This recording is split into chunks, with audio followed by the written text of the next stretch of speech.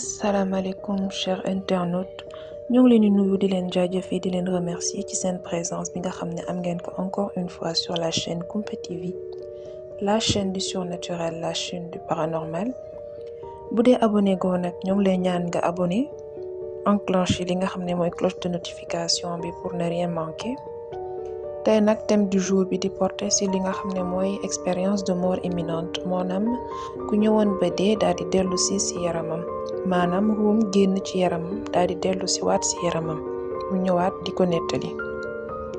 bu dee nag gisoo suñu yeneen vidéo yi porté ci li nga xam ne mooy expérience de mort imminente, ñoo ngi lay invité nga dem li nga xam ne ci page Kumpa TV YouTube pour gis yeneen vidéo yi. tey nag thème bi di porté ci ki nga xam ne mooy Jean Morzel, ancien militaire. su ko defee ñu daal di tàmbali. bismillah. maa ngi tudd Jean Morzel. bi may am 20 ans nag maa ngi nekkoon ci armée ñu daal di may tiire benn balle fetel ci benn intervention bi ñu yónni woon. bi ma daanoo nag dama daal di xam.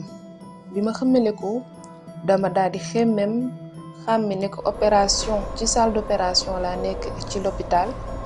ma gis nag docteur bu sëgg ci benn yaram di ko opéré waaye ci saa si xàmmewu ma ne yaram bu muy opéré sama yaram la. après la comprendre ni que sama opération lay fekkee moom lay seetaan. ci noonu ma daal di comprendre tamit ni que sama ruu dafa tàkkale kook li nga xam ne mooy sama yaram.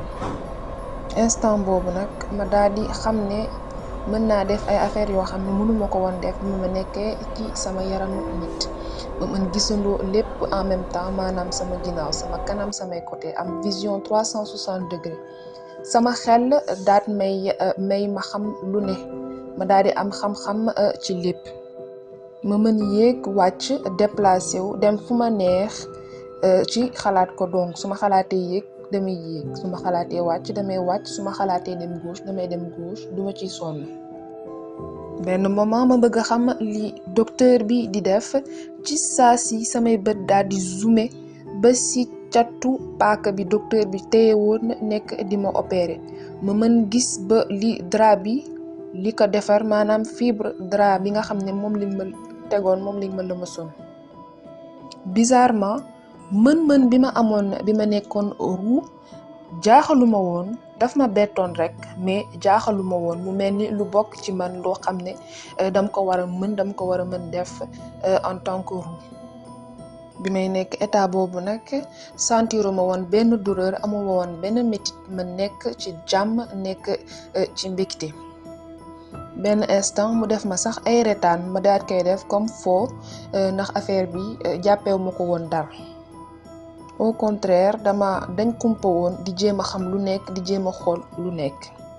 ci noonu li may yéegee di wàcc di xool fu nekk, ma daal di traverser muru salle d'opération bi nga xam ne moom li ñu doon opérer li nga xam ne mooy sama yaram. ni ma la koy nettalee nii maa ngi koy fàttaliku, ni ma toogee nii dina ko nettali maa ngi koy fàttaliku mu leer ma naññi. maa ngi gisaat bi may traverser li nga xam ne mooy béton wu mur d'opération bi daal di yegsi ci benn jardin. xàmmeewu ma woon jardin bi ndax déjà biñ may indi hôpital maa ngi xamoon te dafa nekkoon guddi. jardin bi nag ma seen fa li nga xam ne mooy benn oto, benn Chevrolet, benn garage vélo boo xam ne 3 vélo moo fa nekkoon. ma gis ay garab yu bari nekk ci jardin bi. ma daal di delluwaat ci salle d'opération bi nga xam ne foofu laa nekkoon. ma gis ni ci suufu lal bi nga xam ne moom lañ ma doon opérer, maanaam ci suufu table d'opération bi, ma gis benn plaque boo xam ne dafa vert blanc, fond bi blanc, bindi vert. ma gis ñu bind ci armes et sigles de Saint-Étienne, benn plaque boo xam ne 18 centimètres ak côté yi arrondi. benn moment yàggatul ma daal di nekk ci benn leeraay boo xam ne jàmm ak mbëggeel bu bari rek la woon. ma yëg mbëggeelu suñu boroom, ma nekk ci jàmm bu bari, ma mel ni ku am xam-xam ci lépp. leeraay bi ak man nag nekk benn, maanaam man ak moom daa mel ni benn rek lañu woon.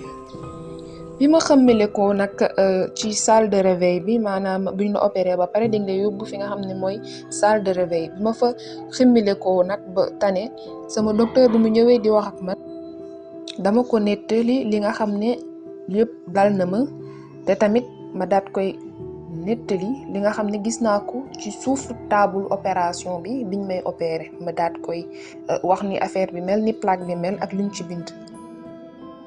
mu daat ni ma moom loolu dafa mën nekk mu daat ni xaaral ma dem xool mu daat dem vérifier daal di ñëwaat bi mu ñëwaatee nag dafa weex tàll ndax tiit mu ne ma wax nga dëgg kat li nga wax ne mu ngi ci suufu table bi effectivement mu ngi ci suufu table bi muy plaque bi. man ak moom ñu àndaat ba ci salle d'opération bi mu ne ma daf ma koy wan ma ne ko déet man maa la koy wan ma daal di yëkkati li nga xam ne mooy drap bi ma wan ko mu nekk confirmation ci man que lépp li ma dund am na. voilà cher internaute yegg si nañ ci li nga xam ne mooy fin vidéo bi muy histoire ki nga xam ne mooy Jean Morzel ancien militaire muy raconter nag li nga xam ne moo ko dal. bu dee nag am nga ci xalaat wala xam-xam boo xam ne mën nga ko ci yokk mën nga ko bàyyi en commentaire ci suuf comme li ñuy wax xel du doy ñoo ngi lay invité nga abonné bu dee abonné ko bul fàtte enclencher cloche de notification bi ñoo ngi lay jox rendez-vous fi nga xam ne mooy Kumpa TV un autre jour une autre histoire sur la chaîne du surnaturel et du paranormal. À bientôt.